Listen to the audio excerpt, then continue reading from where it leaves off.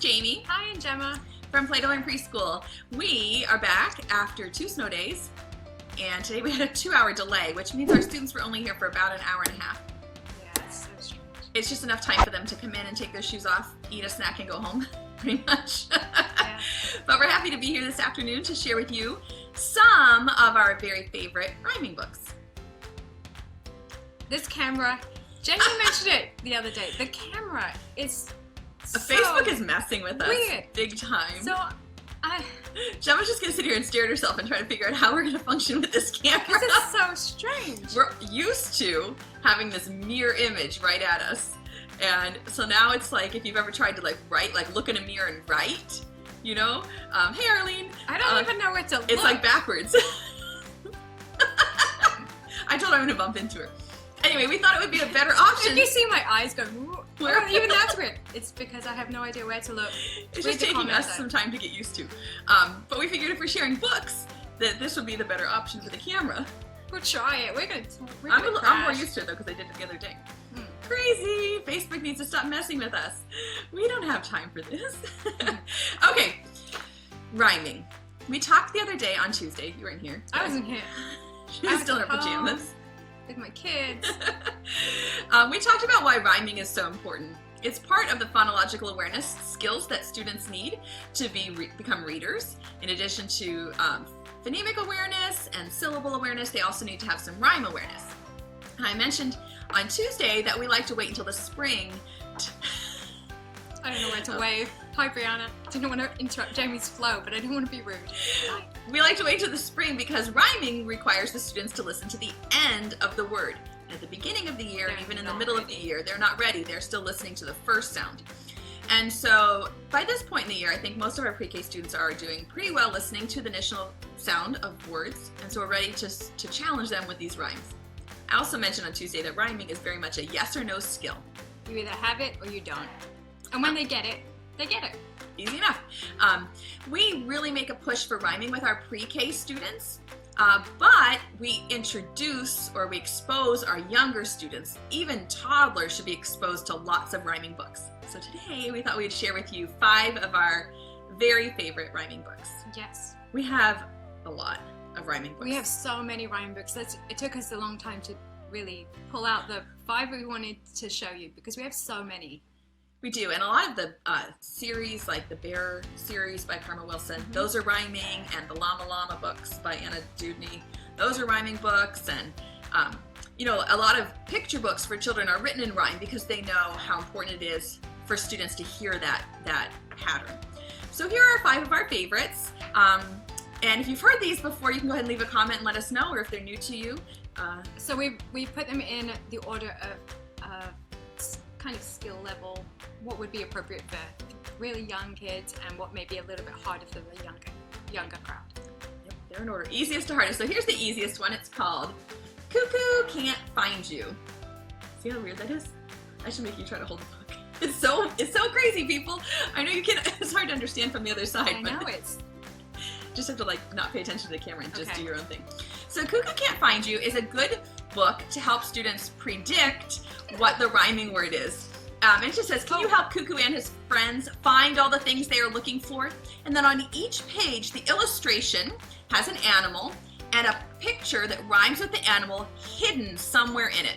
So this one says, Bear can't find his pear.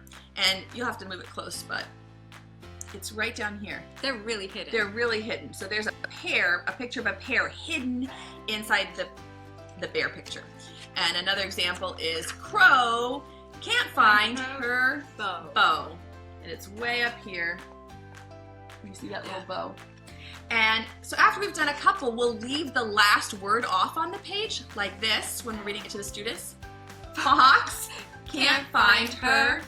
And they have to guess. And the kids are going to start to catch on, right? Because they're going to be listening to that rhyme. And they're going to be looking for the picture. This one, there's actually 2. It's here, there's a sock, and then there. Do you see that? It's tricky to see, especially on the camera. Yeah.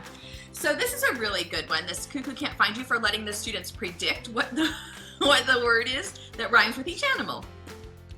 Here's another one of our favorites. And I'm going to have to tell you the story about this one. Are you familiar with this book, Rhyming Dust Bunnies? I love this one. It's hysterical. And we started by asking the kids, do you know what a dust bunny is? And they were like, is it an animal? I said, no, a dust bunny is the little piece of dust, that hides under your couch or in your furniture. And our kids were all like, we don't have any of those at our house. All of our students were like, no. And I said, it just must be Miss Jamie and I said, well, Miss Gemma and I have dust bunnies at our house. And they're like, really? Can we see them? Do you feed them? And so I then had to go over.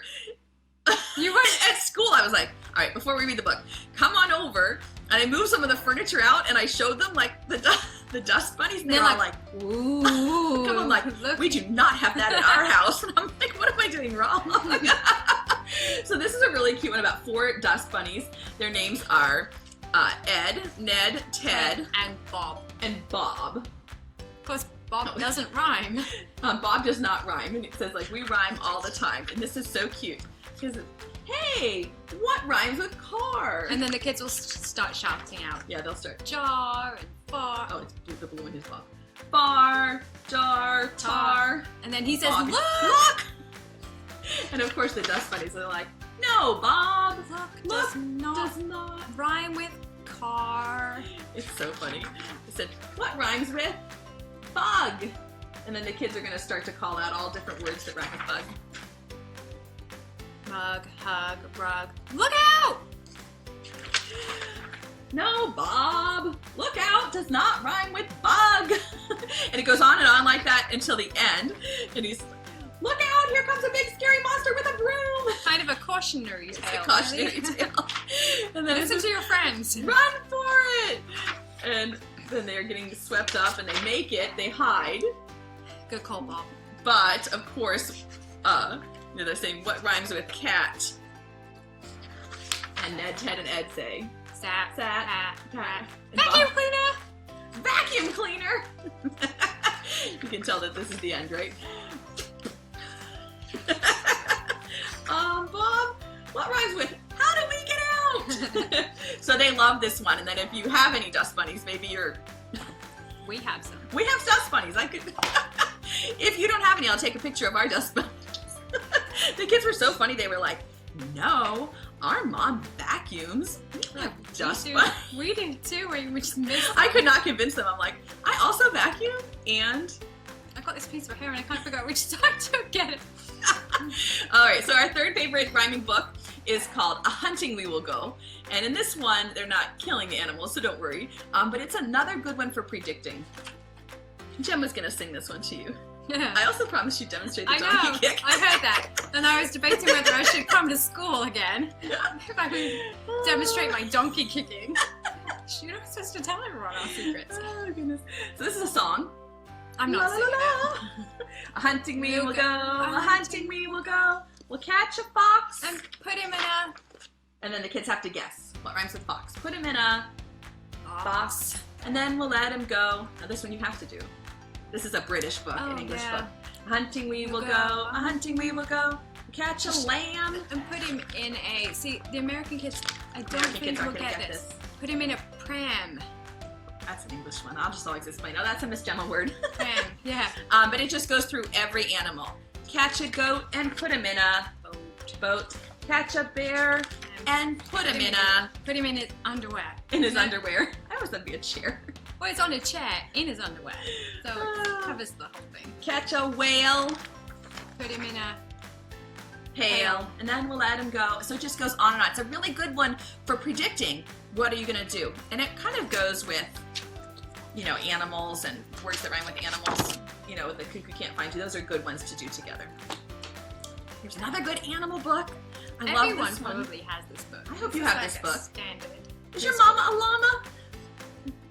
It's by Stephen Kellogg, illustrated by Stephen Kellogg. Written by Deborah Guarino. Sorry, Deborah. So it's about this little llama, and he's trying to find his mom. He goes to see all the different animals to ask them. So here he's asking this little guy, is your mama a llama? I asked my friend Dave. No, she is not, is the answer Dave gave. She hangs by her feet and she lives in a cave. I do not believe that's how llamas behave. Oh, I said. You are right about that. I think your mama sounds more like a, and then they can guess. Bat! And it just goes on and on with really cute animal rhymes. Yes. And then finally, this is a really good one for older kids because it's a little bit longer. And you know how 5-year-olds get in the spring. Yeah. The spring fever has already hit, really. It really does. And we try to just enjoy it because they get a little anything squirrely. Is silly, and everything is silly and crazy. It's like the height of the potty talk booger worms, right, with the 5-year-olds. Yeah. And so I get this book out, and they think it is like the best thing since sliced bread. The word underpants. Monsters love underpants, and I tell you what, your 5-year-olds will love this book. They will laugh. They think it's so funny to talk about underpants. They like seeing the page with all the underpants on it. It doesn't take much to keep them entertained. There's a monster wearing underpants. Oh, goodness. And it's a little bit longer, like I said, but it's also, it has the rhyming refrain. So it says, monsters think it's monster fun to creep around all scary, but there's something they love even more than looking mean and hairy. I'll tell you what, this will have their attention. Monsters all love underpants. I don't know where to hold it, sorry. And think pants are fantastic. They like all patterns, shapes, and styles, and twanging pants elastic. It doesn't take much. So this cute little rhyming book will really keep your kids entertained. It's funny. It's the 3-year-olds bit too. It's too much. Underpants are still a novelty for the 3-year-olds, but the 5-year-olds think it's hysterical. Just really happy if the 3-year-olds are wearing underpants at that point. So, but yeah, the 5-year-olds absolutely love it. So, those are 5 of our favorites. But like I said, we could probably pull out 100, but the video would be a little too long. So, Mary has a good question. Do we read the stories for the day to go with a theme, or random stories, or a combination of both? I'm going to say it's never random. Usually it goes with the theme. And the stories for nursery rhymes, we have a few books about nursery rhymes. Like we read a cute one today. We might share those one day. Good books to read when you're doing a nursery rhyme theme. But I do not have a whole month of nursery rhyme books. So I like to supplement with rhyming books during our nursery rhyme unit. Sometimes, like in our bear unit, we only read bear books, didn't we? Yeah. Fiction and nonfiction about bears. But we have all of the other books out. We have a big collection of rhyming books that they can read at any point in time. So if they come to us and say we want to read a book, and they choose one of these, we have them out all the time, so they can read them at whichever point they would like to. We also try to pull some holiday or thematic, like seasonal books, for certain times of the year. So it's never random, though. I definitely choose out what I think we're studying or what we're working on, what skills I want to talk to them about, or comprehension strategies. I'm assuming you have books that are just for students and books just for teachers, so that your books don't end up destroyed. No. I mean, there's a couple. We have a couple of books that are just for teachers. There is a couple, just because the ones that we got signed in Macy. If it has an author signature, it's on my special shelf. Or if it's one of mine from my childhood, I put it on my special shelf. But apart from that, that's it. We spend a lot of time at the beginning of the year teaching them how to take care of the books and put them back. But then the other thing is, I feel like if they do love a book, we have a lot of books, we should maybe show you someday, a lot of books that just get destroyed from being read too much. And to me, that's an investment in their future and in their, it's, like an investment. If they're loving those books to the point where they're pages start to fall out, out, then that's a good thing. Yeah. We do have a couple that they've been read and reread so many times that the pages are just falling out. But to me, that's so okay. many books. We also get books every week or every other week from the library, and those we kind of keep on a special shelf. The kids are allowed to use them, but we really talk about how they don't belong to us, and we have to take extra special care of them. So, hi from Turkey. Ooh. Hi, Fatma. That's exciting. Yeah, setting the rules, and then we role play it and really teach the procedures at the beginning. The books to go. I don't understand what you mean, Arlene. Sorry. Anyway, those are some of our suggestions for our favorite rhyming books. We would love to hear what your favorite rhyming books are. And I know a couple of you said you don't enjoy reading rhyming books. Oh, which really? I know, they're actually easier for me. I am not a big fan of Dr. Seuss. I know, I'm it's sorry. too long. I'll probably get in trouble for saying that, but they're just really long, and they don't seem to be that relevant to They're long. the kids. We really have to keep in mind their attention span and the pictures that support every page. Yeah, and the things that they're familiar with in their regular lives. Like, they know animals. Yeah. But Dr. Seuss ones are tricky. It's tough. Yeah. Try different types of rhyming books, and I think you might love it. Maybe. Hi from India! You guys, I can't believe we're all over the world. That's so exciting. That's why I was scared. Hi, I don't know if I want to come on. There's too many people. All right, well, those are our ideas. Feel free to leave us some more suggestions in the comments, and we will go check them out maybe at our library. Thank you for watching us, and have fun playing and learning with your kids. See you next time. See you tomorrow. Bye, everybody. Bye.